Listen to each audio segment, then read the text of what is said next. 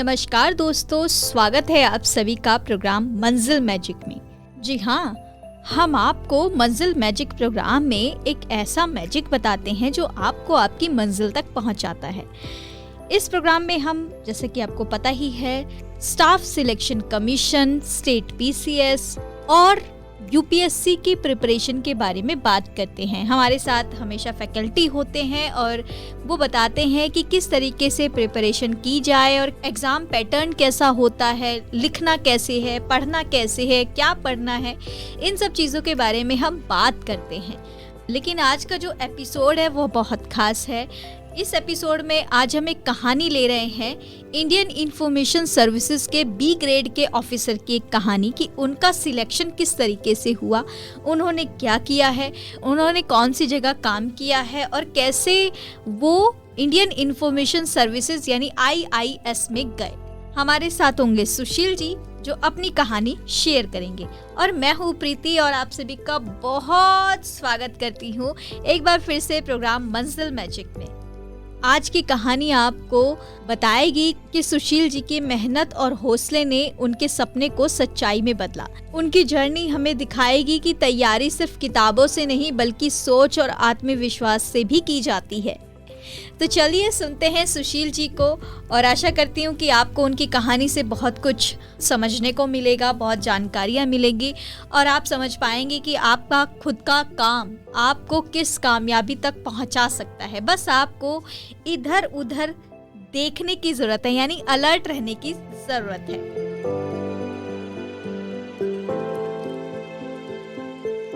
जो UPSC senior grade group B के लिए इंटरव्यू लेता है उसमें सभी प्रकार के सवाल होते हैं, खास तौर पर जो भारत सरकार के जो सूचना का तंत्र है यानी PIB जो प्रेस इंफॉर्मेशन ब्यूरो है, जो भारत सरकार की ओर से आधिकारिक सूचना देता है, विभिन्न नीतियों की, कैबिनेट के फैसलों की, विभिन्न मंत्रालयों में हो रहे कामकाज की जानकारी देता है। उससे जुड़ी हुई जो प्रसार भारती है, दूरदर्शन, आकाशवाणी और संचार के जो नए नए माध्यम आजकल सामने आ रहे हैं, उन सब की जानकारी होने की अपेक्षा जो है वो कैंडिडेट से की जाती है। प्रशासनिक चीज़ों का आमतौर पर ज़्यादा सवाल नहीं होते हैं उसके बारे में, क्योंकि ये वर्किंग प्रोफेशनल ले रहे होते हैं, मीडिया के फील्ड के प्रोफेशनल ले रहे होते हैं, तो प्रशासनिक की बहुत आपसे अपेक्षा नहीं की जाती है। लेकिन आपकी शिक्षा, अगर आपने किसी खास विषय में PhD की है या MA किया है तो उस विषय से जुड़े सवाल भी पूछे जाते हैं और मीडिया के तौर पर भारत सरकार की मीडिया यूनिटों के बारे में जानकारी होना बेहद ज़रूरी होता है। नए संचार माध्यमों की लोगों तक किस तरीके से पहुंचा जा सकता है, सरकार कैसे बेहतर मीडिया मैनेजमेंट कर सकती है, क्या बेहतर कैंपेन चला सकती है लोगों तक हर जानकारी को पहुंचाने के लिए।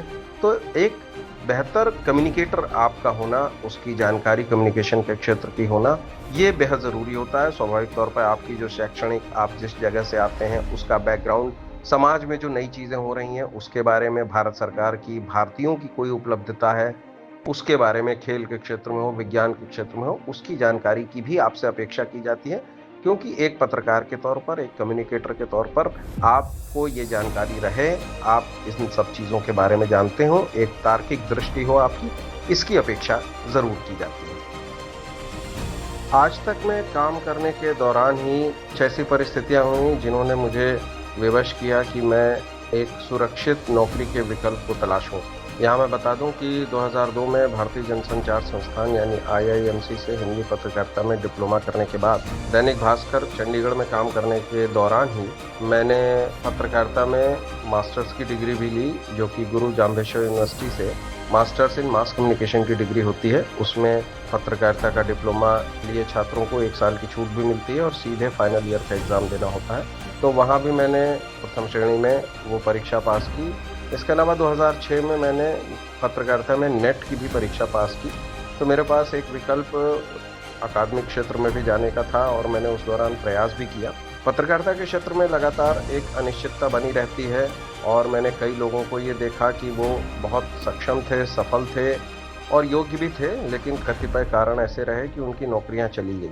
ये देखकर मुझे थोड़ी सी असुरक्षा तो मन में ज़रूर हुई, इसलिए मैंने तलाशना शुरू किया कि मैं कैसे सरकारी नौकरी जो कि ज़्यादा स्थायी होती है उसके लिए प्रयास करूं। तो मैंने अकादमिक क्षेत्र में भी पौंडीचेरी यूनिवर्सिटी और हिमाचल सेंट्रल यूनिवर्सिटी जो कि नई नई खुली थी, झारखंड सेंट्रल यूनिवर्सिटी, इन सब में मैंने इंटरव्यू दिया असिस्टेंट प्रोफेसर के लिए। दुर्भाग्यवश मेरा वहाँ पर नहीं हुआ, लेकिन उस दौरान मैं तलाश करता रहा और फिर ये भारतीय सूचना सेवा के जूनियर ग्रेड ग्रुप बी का, जो कि नॉन गेस्टेड होता है, वो विज्ञापन मेरी नज़र से गुजरा और मैंने कई लोगों से बातचीत भी की, कई सीनियर से बातचीत की जो कि सेवा में थे, उनसे भी बातचीत की।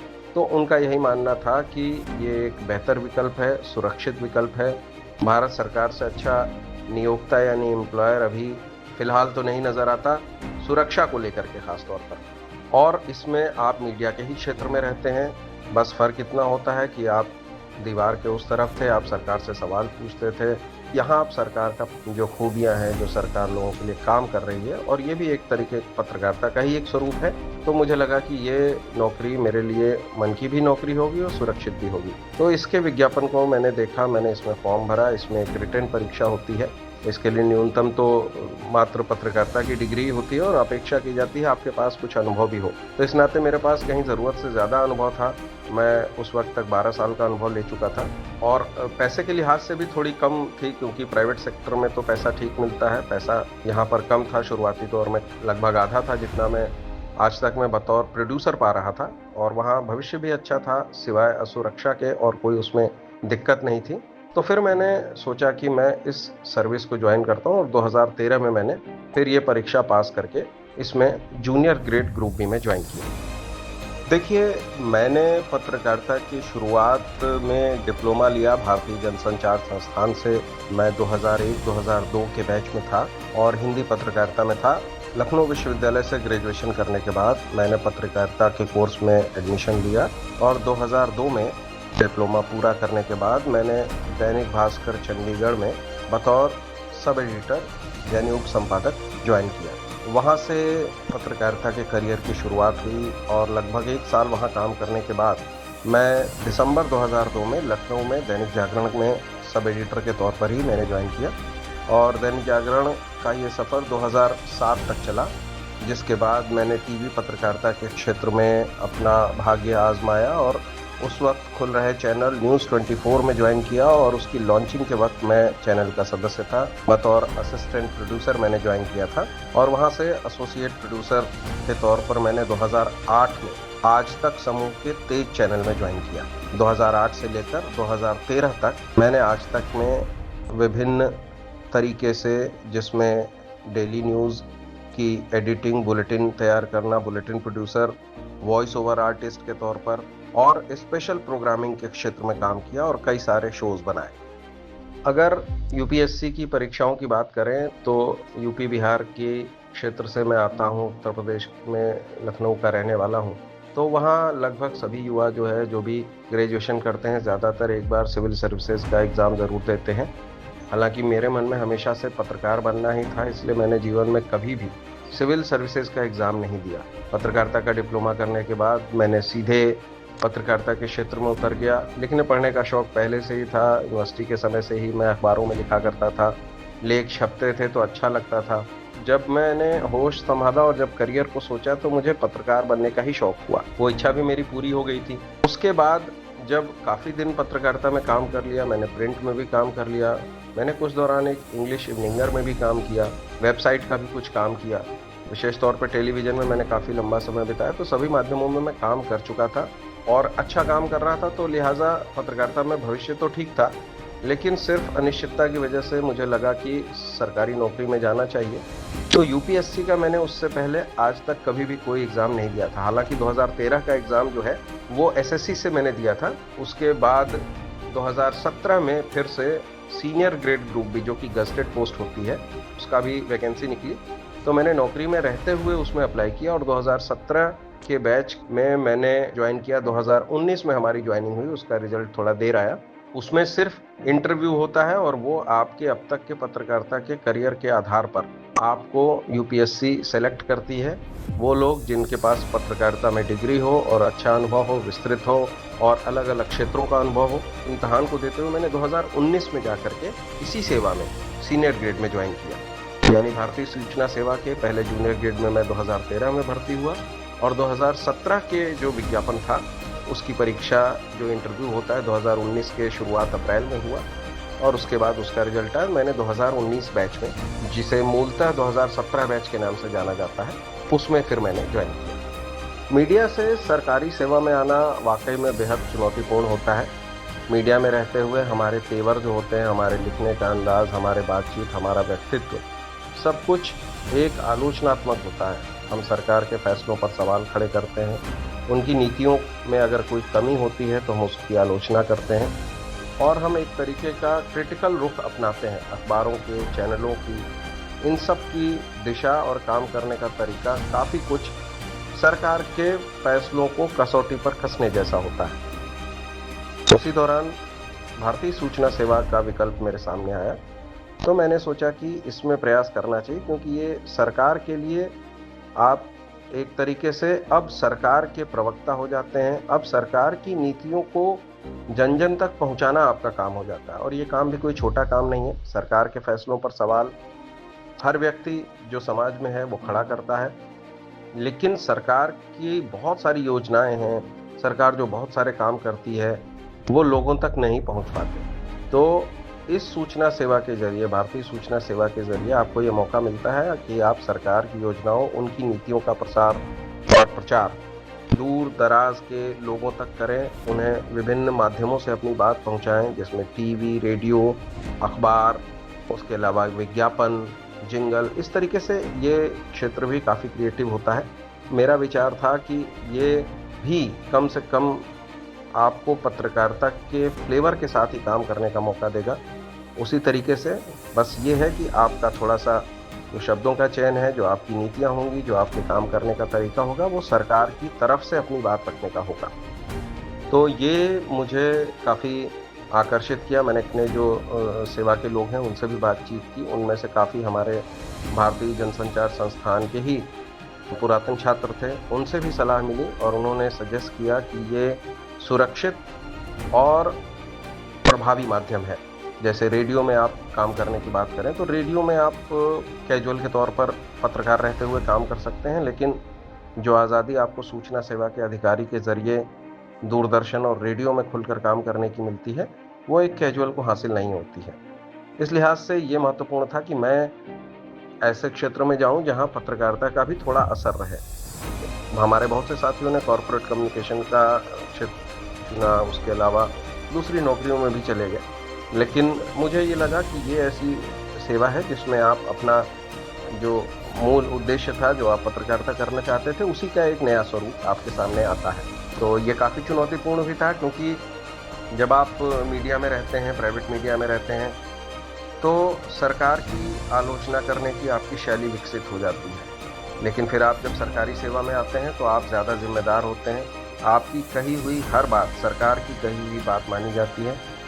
तो आप जो रेडियो पर समाचार लिखेंगे, प्रसारित करेंगे, उसे सरकार की वाणी, आकाशवाणी की जो सेवा है, उसमें अगर कोई आप खबर छापते हैं, खबर आप प्रसारित करते हैं, तो वो सरकार का पक्ष माना जाता है। लिहाजा यहाँ पर अत्यंत जिम्मेदारी के साथ काम करना होता है। तो आपको एक प्रभावी पद मिलता है, आपको इस पद के साथ जुड़ी हुई चुनौतियाँ भी मिलती हैं। तो अपनी शैली में, अपने व्यक्तित्व में भी परिवर्तन करना पड़ता है। पहले आप सरकारी हायरार्की जिसे कहा जाता है, उसको बहुत ज़्यादा मतलब तवज्जो नहीं देते हैं। आप मानते हैं कि आप किसी भी बड़े अधिकारी से सीधे अप्रोच कर सकते हैं, सीधे बात कर सकते हैं। लेकिन जब आप सरकार के सिस्टम में आ जाते हैं तो आप एक सिस्टम से चलते हैं, आप उस हायरार्की को भी देखते हैं। तो उस क्षेत्र से इस क्षेत्र में आना काफ़ी चुनौतीपूर्ण होता है, और किसी भी नए जो इस नौकरी में आता है उसको कुछ ढलने में भी समय लगता है। लेकिन ये क्षेत्र काफ़ी चुनौतीपूर्ण रहता है। तो आपको मैं फिर से याद दिला देती हूँ, आप सुन रहे हैं प्रोग्राम मंजिल मैजिक, गुड़गांव की आवाज़ रेडियो 107.8 मेगाहर्ट्ज़ पर। वैसे सुशील जी की कहानी अभी ख़त्म नहीं हुई है, उनकी कहानी अभी जारी है। आपको जस्ट मैं बताने आ गई कि आप सुन रहे हैं मंजिल मैजिक प्रोग्राम प्रीति के साथ गुड़गांव की आवाज़ रेडियो 107.8 मेगाहर्ट्ज़ पर। अगर आपका अभी तक कोई भी सवाल है और दिमाग में कोई भी सवाल आया है आपके, तो आप हमें व्हाट्सअप कर सकते हैं 9958941408 पर, यानी 9958541408 पर। ये हमारा व्हाट्सअप नंबर है। आप इस पे अपने फटाफट सवाल भेजते रहिए। सुशील जी के लिए कोई सवाल है तो आप उनके लिए भी सवाल भेज सकते हैं और वो आपका जवाब ज़रूर देंगे। चलिए बढ़ते हैं आगे कहानी की तरफ। देखिए, भारतीय सूचना सेवा के बारे में थोड़ा मैं विस्तार से बता दूं। भारतीय सूचना सेवा में दो तरह से भर्तियां होती हैं। पहली भर्ती जो होती है वो सिविल सर्विसेज एग्ज़ाम, यानी जो सिविल सेवा परीक्षा होती है उसके ज़रिए होती है। जैसे हम सब जानते हैं कि यूपीएससी साल में एक बार सिविल सेवा परीक्षा कराता है, जिसके जो प्रतिभागी होते हैं, जो छात्र होते हैं, जो उसको पास करते हैं, उन्हें आईएएस प्रशासनिक सेवा यानी और पुलिस सेवा, आईपीएस, आईएफएस विदेश सेवा, ऐसे करके कई सेवाओं में उनको अवसर मिलता है। जिनकी रैंकिंग अधिक होती है उन्हें आईएएस, आईपीएस, आईएफएस, आईआरएस मिलता है। इसके अलावा जिनकी कम रैंकिंग होती है उनको विभिन्न मंत्रालयों में इसी श्रेणी की पोस्ट मिलती है। जैसे पोस्टल सर्विस में मिलती है, डिफेंस स्टेट सर्विस में मिलती है, रेवेन्यू सर्विस में मिलती है। उसी तरीके से सूचना प्रसारण मंत्रालय में भारतीय सूचना सेवा के तहत ग्रुप ए के अधिकारी वो लोग बनते हैं जो कि सिविल सर्विसेज एग्जाम से आते हैं। यहाँ ये ध्यान रखने की बात ये है कि ये लोग विभिन्न विषयों के महारथी होते हैं, लेकिन पत्रकारिता से इनका आम तौर पर कोई नाता नहीं होता है, क्योंकि पत्रकारिता यूपीएससी का एक विषय भी नहीं है। और ज़्यादातर इंजीनियरिंग बैकग्राउंड, मेडिकल या आर्ट्स के छात्र होते हैं जिनके लिए पत्रकारिता एक नया विषय होता है। वो ग्रुप ए में आते हैं। वहाँ से ग्रुप ए के सर्विसेज की भर्तियाँ शुरू होती हैं।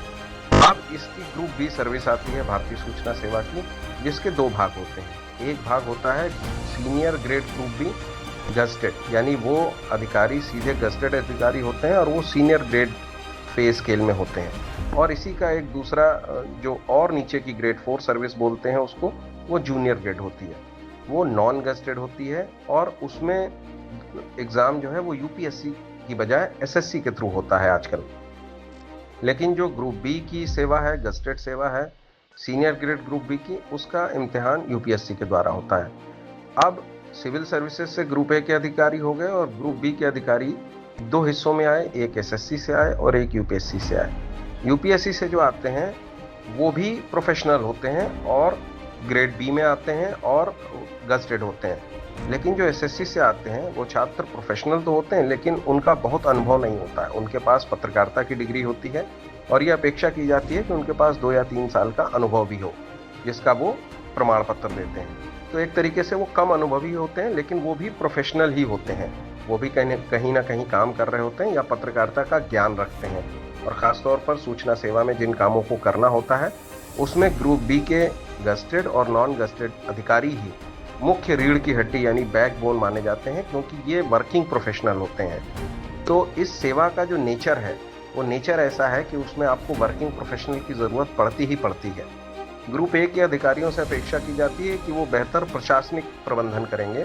वो पत्रकारिता में रुचि लेकर, अगर उनकी रुचि है, वो विषय को समझते हैं और इस मीडियम की जो मांग है, जो सूचना सेवा की मांग है, उसको पूरा करने का प्रयास करते हैं। लेकिन जो असली फुट सोल्जर होते हैं, जो ज़मीन पर काम करते हैं, या यूँ कहें कि जो पूरी तरीके से सूचना सेवा के मुख्य उद्देश्य को आगे ले जाते हैं, वो ग्रुप बी के अधिकारी होते हैं, जिसमें 2 स्तर पर प्रवेश होता है, एसएससी के द्वारा और यूपीएससी के द्वारा। तो मैंने यूपीएससी वाला भी प्रवेश लिया, यूपीएससी के ज़रिए भी मैं आया और एसएससी की मूल शुरुआत मेरी 2013 में एसएससी के जरिए हुई, जिसका एग्ज़ाम 2012 में हुआ था। उसमें मैंने लिखित परीक्षा और इंटरव्यू पास करके प्रवेश किया और 2017 में जो विज्ञापन यूपीएससी ने दिया senior grade group B gazetted के लिए, उसको भर के मैंने सर्विस में रहते हुए ही ये प्रवेश इस सेवा में किया। और उसका मुझे एज में भी फ़ायदा मिला, क्योंकि सर्विस में जब आप कहीं रहते हैं तो आपको 5 साल की छूट भी मिलती है। तो उसमें सिर्फ इंटरव्यू के ज़रिए यूपीएससी विज्ञापन देती है और जो मीडिया प्रोफेशनल होते हैं वो फॉर्म भरते हैं और उसमें से उनके अनुभव के आधार पर यूपीएससी उनको सेलेक्ट करती है, ताकि वो भारत सरकार के लिए बेहतर प्रोफेशनल के तौर पर काम करें। ये ध्यान देने की बात है कि ये कोई लैटरल एंट्री नहीं होती है, यानी सीधे आप आकर के कहीं नहीं बनते हैं। इसका एक पूरा प्रोसीजर होता है, शॉर्टलिस्टिंग होती है कैंडिडेट्स की, उनके इंटरव्यू होते हैं और ये बहुत पुरानी सेवा है। इसमें कई विख्यात पत्रकार भी इसमें सेवा में शामिल हुए जो पहले पत्रकारिता के क्षेत्र में बहुत अच्छा काम कर रहे थे और फिर वो भारत सरकार की सूचना सेवा का अंग बने, भारत सरकार के प्रचार प्रसार के माध्यमों को चलाने की जिम्मेदारी उनके ऊपर आई। तो ये जो परीक्षा है वो लेटरल नहीं होती है बिल्कुल, ये प्रॉपर जो यूपीएससी विभिन्न विभागों में ग्रुप बी सर्विसेज के लिए विज्ञापन आमंत्रित करता है उसी के जरिए होती है। तो ये पूरा एक जो उनका आपके जो कैंडिडेट हैं उसके अनुभव को और उसकी जो शिक्षा है उन दोनों को साथ में रखते हुए उसका आकलन करते हुए इंटरव्यू के जरिए और रिटन के जरिए होती है। जूनियर ग्रेड में एसएससी में रिटन और इंटरव्यू के जरिए, और यूपीएससी जो लेता है वो सिर्फ इंटरव्यू के जरिए। देखिए, अनुभव और प्रोफाइल बहुत ही महत्वपूर्ण होता है। आप जिस क्षेत्र से आते हैं, मान लीजिए कि आपने ग्रेजुएशन में पत्रकारिता की डिग्री नहीं ली, आपने मान लीजिए इंजीनियरिंग की और उसके बाद आपने पत्रकारिता में मास कम्युनिकेशन में मास्टर्स किया या जर्नलिज्म में मास्टर्स किया, तो स्वाभाविक तौर पर जो ग्रेजुएशन में आपका विषय है उसके बारे में ज़रूर पूछा जाएगा कि आपने अपना विषय ध्यान से पढ़ा है कि नहीं पढ़ा है। किसी एक विषय में मान लीजिए कि महिला शिक्षा या महिलाओं की स्थिति को लेकर के आपने कोई विशेष शोध किया है, कोई रिसर्च की है या एनजीओ के सेक्टर में काम किया है, तो आपका जो कार्य क्षेत्र है उससे जुड़े सवाल स्वाभाविक तौर पर पूछे जाएंगे, क्योंकि वही आपकी अब तक की उपलब्धि है। आपके करियर का पूरा निचोड़ वही है कि आपने इस क्षेत्र में अच्छा काम किया है। इस नाते एक प्रोफेशनल के तौर पर आप भारत सरकार के लिए भी एक कम्युनिकेटर के तौर पर अच्छा काम करेंगे। लिहाजा आपका जो प्रोफेशनल बैकग्राउंड है, शैक्षणिक बैकग्राउंड है, उसकी जानकारी आपको अच्छी होनी चाहिए, ताकि जो भी इंटरव्यू में लोग बैठे हैं वो आप पे भरोसा कर सकें कि आपने एक क्षेत्र में जब अच्छा काम किया है तो आप यहाँ भी अच्छा काम करेंगे। इसलिए वो जानकारियाँ होना बेहद ज़रूरी होता है। देखिए, इस सेवा में जो अनुभव आपके होते हैं बड़ी ही महत्वपूर्ण भूमिका निभाते हैं, क्योंकि यूपीएससी जब senior grade group B gazetted के लिए अब प्रोफेशनल को चुनती है तो ये देखती है कि उनका बैकग्राउंड क्या है। मान लीजिए आपने टीवी पत्रकारिता में लंबे समय तक अच्छे पद पर काम किया, अच्छी रिपोर्टिंग की, आप एंकर हैं, तो ये अनुभव आपको ज़रूर काम आएगा। इसलिए मंत्रालय यानी भारत सरकार के सूचना तंत्र में भी ये अनुभव बहुत काम आने वाला है। लिहाजा उससे जुड़े सवाल, उस अनुभव को प्राथमिकता ज़रूर दी जाती है। अब मैंने पहले शुरू में भी बताया और बार बार बताया कि यूपीएससी जब इसके लिए शॉर्ट लिस्टिंग करती है तो वो देखती है कि किसका अनुभव ज़्यादा व्यापक है। किसी ने डिजिटल मीडिया में भी काम किया, कॉरपोरेट कम्युनिकेशन में भी काम किया, पीआर में भी काम किया, तो स्वाभाविक तौर पर उसका अनुभव कम्युनिकेशन के क्षेत्र में ज़्यादा विस्तृत है। उस अनुभव को प्राथमिकता अवश्य दी जाती है। हालांकि अंतिम चयन का पैमाना जो है यूपीएससी का होता है और वो किसी के लिए भी कोई एक फिक्स नहीं होता है। वो देखती है कि अगर किसी को हो सकता है 10 साल का बहुत अच्छा रेडियो का अनुभव है, किसी को 10 साल प्रिंट में बहुत अच्छे जगह पर काम करने का अनुभव मिला है, किसी ने ग्रामीण पत्रकारिता में अच्छा काम किया है, तो सभी प्रकार के अनुभव को मापते हुए और अलग अलग अनुभव क्षेत्र से आने वाले लोगों को चुनने का प्रयास यूपीएससी करती है। साथ ये भी देखती है कि वो सेवा में लंबे समय तक रहेंगे, नहीं रहेंगे, असंतुष्ट तो नहीं हो जाएंगे। तो इन सारे विषयों को और आपकी जो प्रोफेशनल डिग्री होती है उसके साथ साथ किया जाने वाला अनुभव, किया जाने वाला काम बेहद महत्वपूर्ण होता है।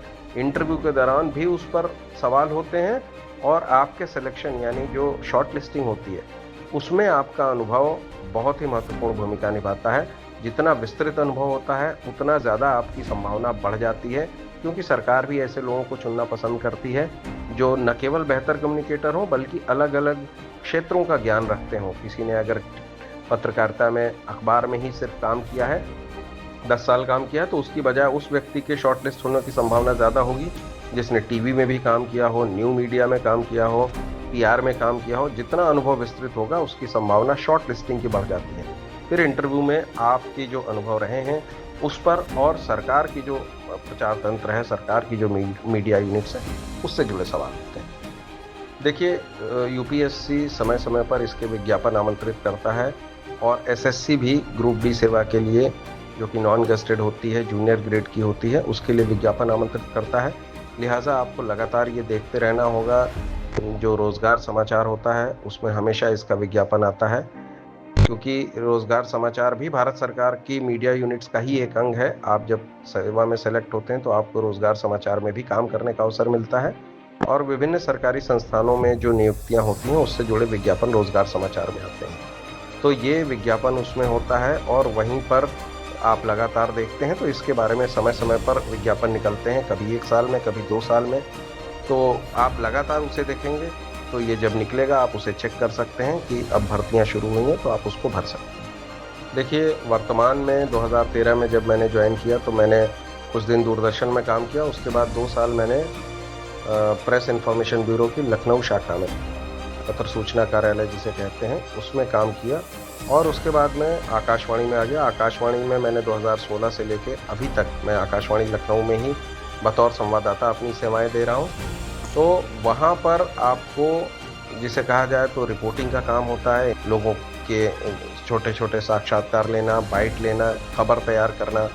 एज ए ब्यूरो के तौर पर आप काम करते हैं तो नेशनल ब्यूरो यानी राष्ट्रीय समाचार जो होते हैं उसके लिए जो महत्वपूर्ण खबर आपके क्षेत्र की, आपके प्रदेश की होती है, उसको भेजना काम होता है। तो एक दिन पूरा बहुत हेक्टिक होता है, हर खबर पर नज़र रखनी होती है।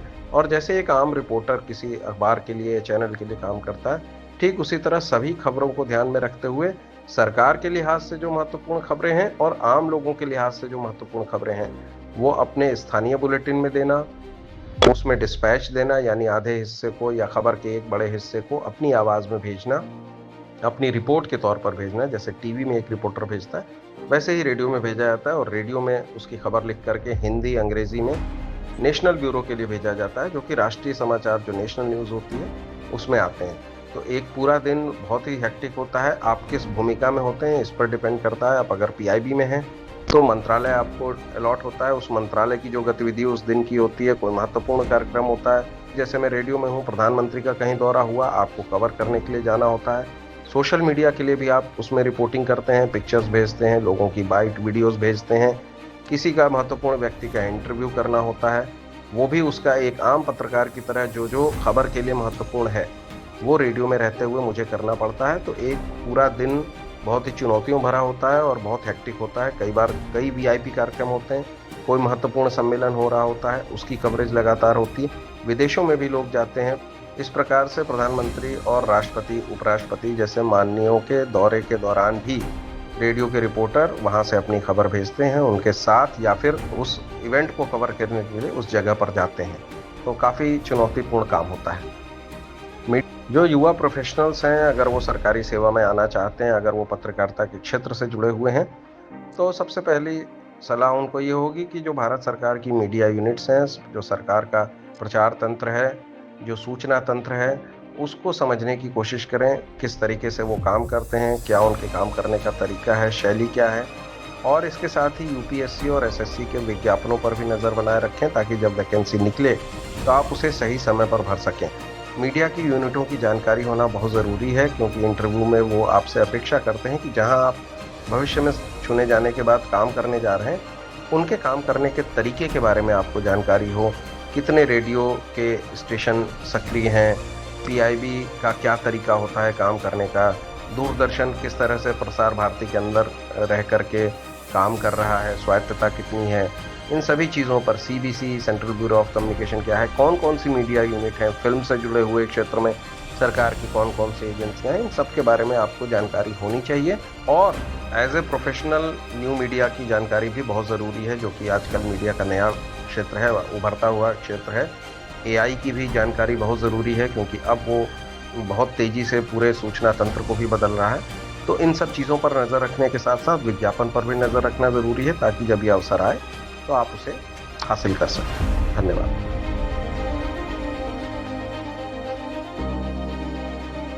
तो दोस्तों, हर कहानी हमें एक नई दिशा दिखाती है। आज के इस खास एपिसोड में हमने सुना कि किस तरह एक एस्पिरेंट ने चुनौतियों को पार करके अपनी जगह इंडियन इंफॉर्मेशन सर्विसेज में बनाई। आज की सुशील जी की ये कहानी और जर्नी हमें याद दिलाती है कि मेहनत और आत्मविश्वास हमेशा सफलता की चाबी होते हैं। तो आप अपना नजरिया थोड़ा सा बदल सकते हैं। कई बार ऐसा होता है कि अपॉर्चुनिटी हमारे सामने होती है, बस वो हमारी निगाहों में नहीं होती। तो अपनी निगाहों को दौड़ाते रहिए। जैसा कि सुशील जी ने भी कहा है कि अलर्ट रहिए, मौके ढूंढते रहिए और जैसे ही कोई मौका आए फटाक से उसको ले लीजिए और फिर देखिए कि आपका जो करियर है वो बहुत ऊपर तक चला जाएगा। तो हाँ, नज़र रखिएगा और वेबसाइट सर्च करते रहिएगा यूपीएससी की, एसएससी की।